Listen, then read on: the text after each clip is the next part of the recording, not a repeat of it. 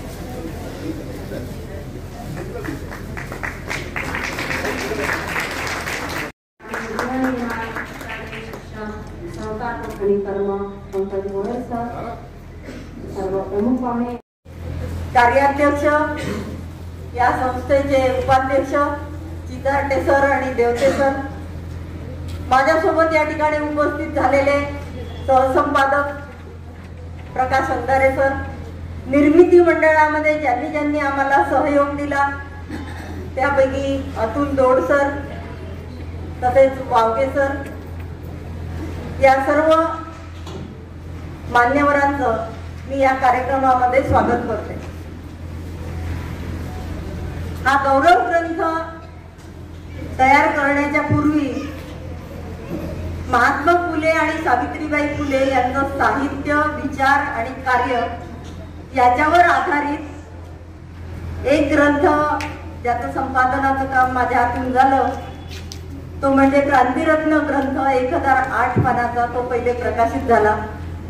तो जेव्हा प्रकाशित झाला तेव्हा असा विचार आला मनामध्ये की महात्मा फुलेंचा गौरव ग्रंथ निघाला पण सावित्रीबाई फुलेंचा गौरव ग्रंथ काही निघाला नाही, असा विचार ज्यांच्या मनामध्ये ही संकल्पना आली त्या या ठिकाणी काही कारणामुळे उपस्थित राहू शकल्या नाही, त्या प्रेरणा राजेश खवले यांच्या मनामध्ये असा संकल्प आला।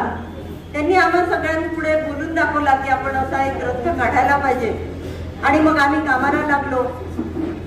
आवाहन केलं लेखकांना की या संबंधित आपण लेख द्यावे। विषयाची सूची बनवली।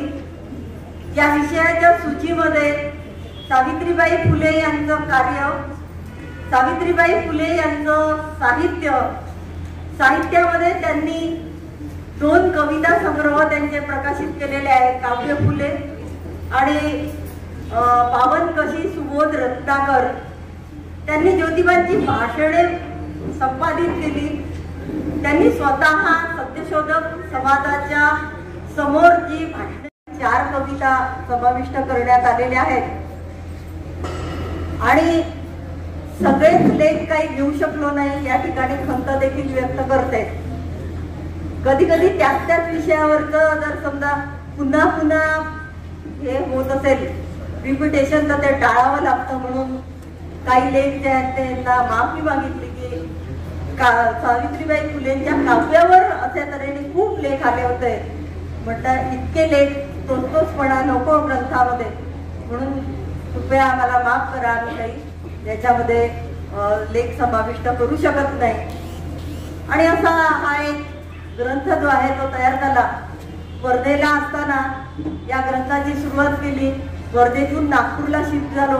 घर बदललं की सगळ्या सवयी बदलतात आणि 1 वर्षाचा कालखंड माझ्या ज्याने मध्ये असा निघून गेला।